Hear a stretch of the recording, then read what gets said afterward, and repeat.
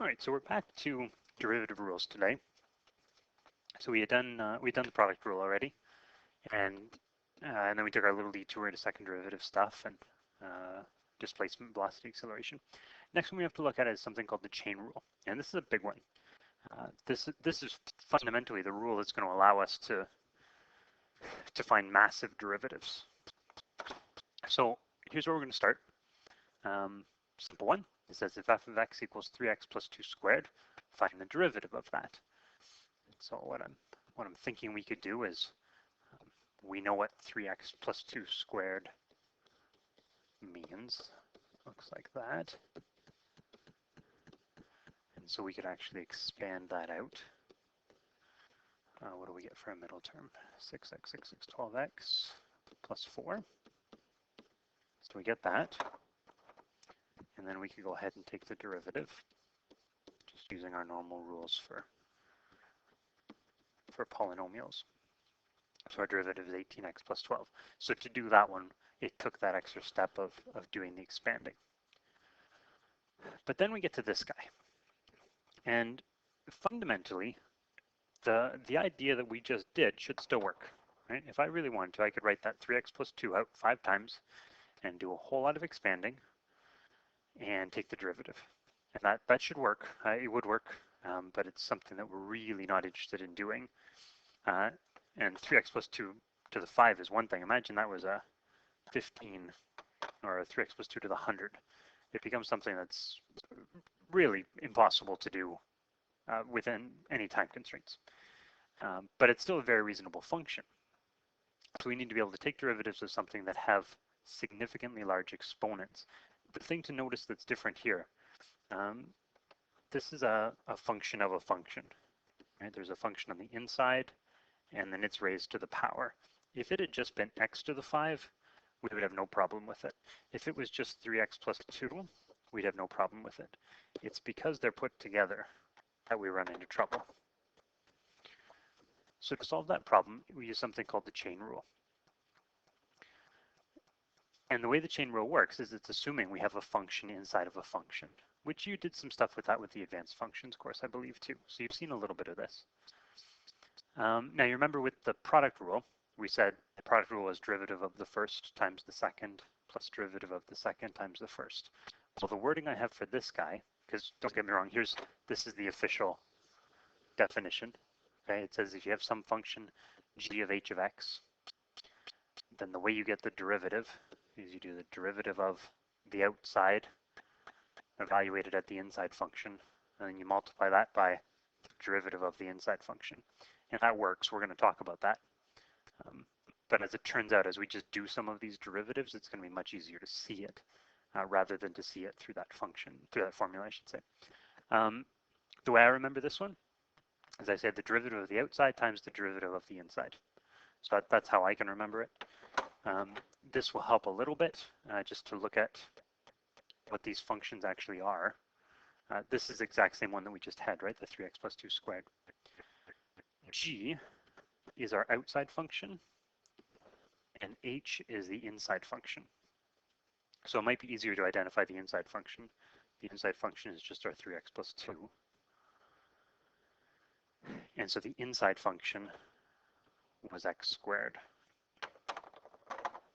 When we write this down, g of h of x, what that means is wherever we saw an x in the g function, we're replacing it by h of x. And that's why we get 3x plus 2. That's where the x used to be, raised to the power of 2. Okay? So here's I'm going to show you the long way. I think it's the long way, using the formula. The formula says f prime of x is g prime of h of x times h prime of x. So off to the side, I need to figure out both of those. G prime of x, the derivative of g of x is just 2x. That's a nice easy one. And derivative of h of x is actually an easier one, right? That's just 3.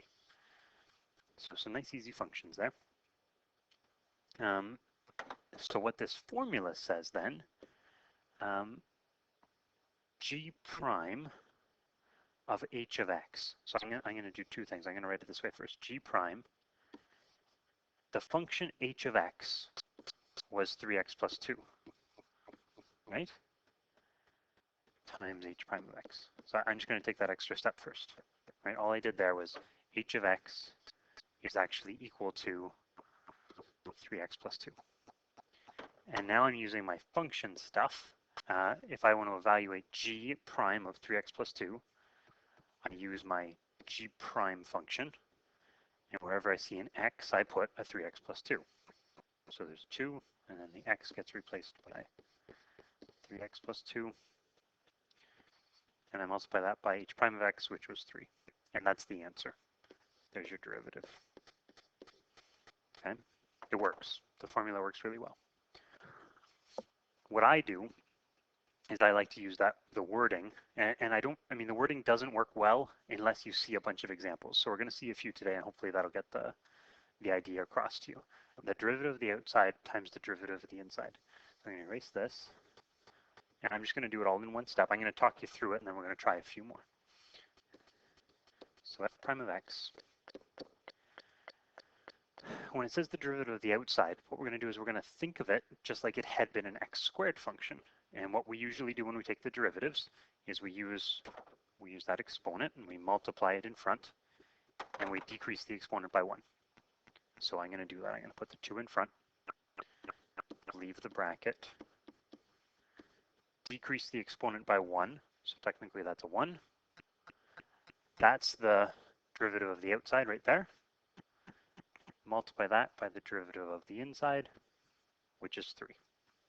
And that's exactly the same answer that we just had a second ago. Right? Exactly the same answer. But I think it's easier to do it that way, just looking at it, rather than breaking it up in all of the different derivative pieces, especially when we get into even more complicated ones in a few minutes. Okay. Let's try this one. I'm not going to go through all of the long way this time. We'll just try it exactly the same way. This is our x to the 5 function, or a 3x plus 2 to the 5 function, I should say. So the same idea, derivative of the outside, take that exponent, multiply that in front, leave the bracket the same, decrease the exponent by 1, and multiply that by the derivative of the inside function, which was the 3x plus 2. Now usually this one's very simple, so we'll probably simplify that and write it like that. Okay. That's the chain rule, derivative of the outside times the derivative of the inside. Here's some more. Same ideas. We're just trying slightly harder functions.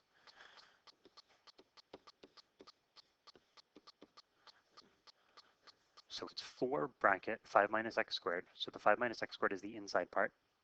The 4 and the cubed is the outside part. So to take the derivative of this, derivative of the outside, multiply the 3 by the 4. So 12. Leave the bracket exactly the same, and decrease the exponent by 1. So it drops to 2. That's the derivative of the outside. Multiply that by the derivative of the inside. The inside is that guy. Derivative of the 5 is nothing, but the derivative of minus x squared would be minus 2x. And I guess I'll simplify that one too, just because it's so close. Minus 24x. There's our derivative. How about this one? F prime of x. Suppose this one isn't as hard as the last one if we were going our old method, because you could just use your exponent laws and multiply that 3 into the bracket. But the chain rule works just as nicely for us here. Multiply the 3 by the 4. That's a 12. Leave the bracket the same, leave the inside the same. Decrease the outside exponent by 1. That's the derivative of the outside. multiply that by the derivative of the inside. The inside was 5x squared, so the derivative of that is just 10x.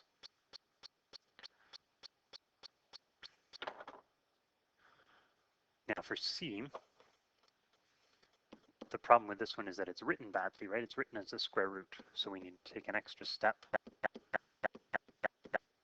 and write it as that exponent of half. You don't really have to do that, right? I mean, if you can see that in your head, you can get away with it. Having said that, I always recommend it.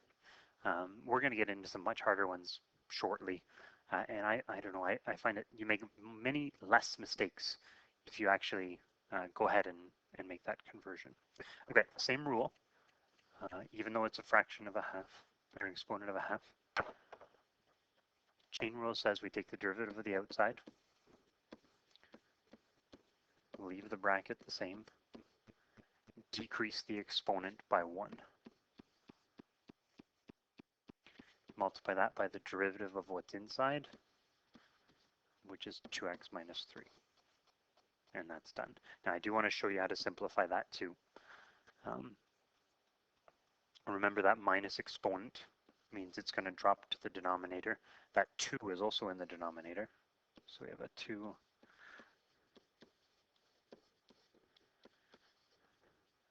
And the 2x minus 3 was still on top. So that'll stay there. I guess I could do a little bit better. Can change that to a square root. And there we're done. Do remember, I can't cancel those two 2's on the top and bottom. The 2 on the bottom is ready to be canceled, but on the top, that 2 is attached with the x minus 3, and because that's a binomial there, it's not, the 2 isn't on its own, I can't make that cancel. Some more. Here's a good one. F of x equals 3 over 2x to the 5th minus 1 all squared. If you can on these ones, try pausing. You're not going to want to see f, so I'll keep it hidden for a minute. But if you can, see if you can do these before I do. That's always a good idea with derivatives, okay? I need to make the change again with this one. I'm going to write it like that. Now I can take the derivative. Derivative of the outside says I should multiply the minus 2 by the 3.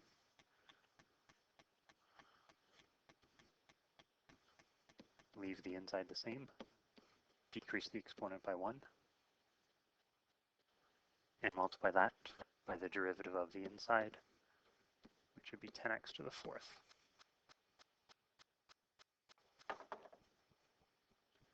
And I'm not going to simplify it because I'm not going to simplify any of these next ones. Here's our first really fun one. F of x equals 3x plus 5 to the 4th times 5x squared minus 1 cubed. We want to take the derivative of that. So imagine back to what we knew before, just a couple days ago. Imagine trying to do this even with first, well, you could expand it. I don't want to do that. Imagine trying to do this with first principles. Right? There's absolutely no chance that we'd be interested in trying something like that. Get rid of this. We have a little more space. There we go. Now, individually, if I just looked here, that's a chain rule. And if I just look here, that's a chain rule. But it's also a bracket times a bracket. And a bracket times a bracket means you have to use product rule. So this is a product rule / chain rule question all wrapped into one. So to do the product rule, it's the derivative of the first function times the second function, plus the derivative of the second function times the first function. So this is our first glance into being really, really careful as we take derivatives. You're going to see a bunch of questions like this on our Chapter 2 test. It's just, can you take the derivative of these things? Anything this complicated, I won't ask you to simplify. It's just a case of, can you write the derivative of it? That's what we're going to try and do here. So we're thinking product rule first. And as we're doing the product rule, the chain rule kicks in as we go.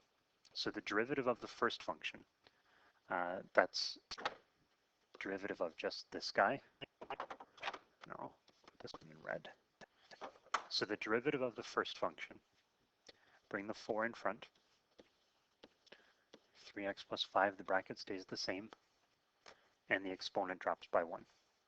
That's the derivative of the outside of the first, right? But I'm doing the whole derivative of the first there. So I need to multiply that by the derivative of the inside too, which is the 3. So derivative of the first is right there. Multiply that by the second function, we just leave the same. 5x squared minus 1 cubed. That didn't change. So derivative of the first is in blue, times the second, which is in red. Product rule. Derivative of the first times the second plus derivative of the second. So now I'm taking the derivative of that red one at the top. The derivative of that, bring the 3 down, leave the inside the same, decrease the exponent by 1, and multiply that by the derivative of what's inside, which would be 10x. That's the derivative of the second. Multiply that by the first function. Oops, screen.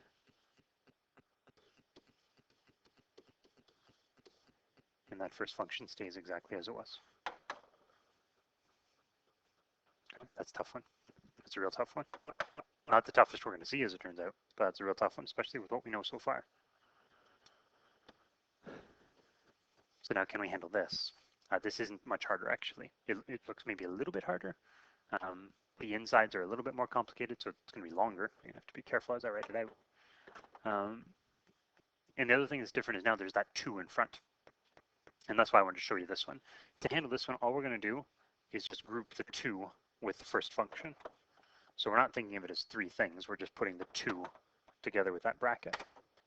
So pause the video, see if you can pull this off. After you've given it a try, come back and look. The derivative of this one, it's still product rule with chain rules inside that. So the derivative of the first, derivative of the green, the 18, 9 times 2. Leave the bracket the same. Decrease the exponent by 1.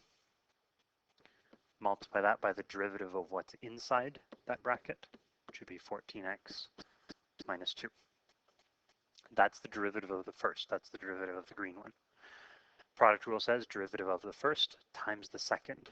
So we have to leave the second function exactly as it is. Please excuse the interruption. Oh, At the bell, sorry about the announcements there. Need to go to room 185. Destiny Reno, Nellie Keitash, Nolan Wild, Connor Cloud, So now we're, Katie Taylor, I feel like I need to just wait now, don't I? Liam Thompson, Well, I'm going to start writing it down. Gazette, and Jordan Butt. And can the owners of 1 beige grey GMC Sierra and 1 grey Mustang please come to the office at the bell? Thank you. All right, sorry about that. So I'm doing the derivative of the second, which is 5 times 3 minus 4x cubed. To the 4, I've decreased the exponent by 1. Multiply that by the derivative of what's inside. And then multiply that by the first function. And the first function was just 2, 7x squared minus 2x to the 9. And we leave that exactly as it is. Okay, that's your basic chain rule stuff right there. There's a couple other things that we still need to cover with the chain rule, but we'll do that in a second video.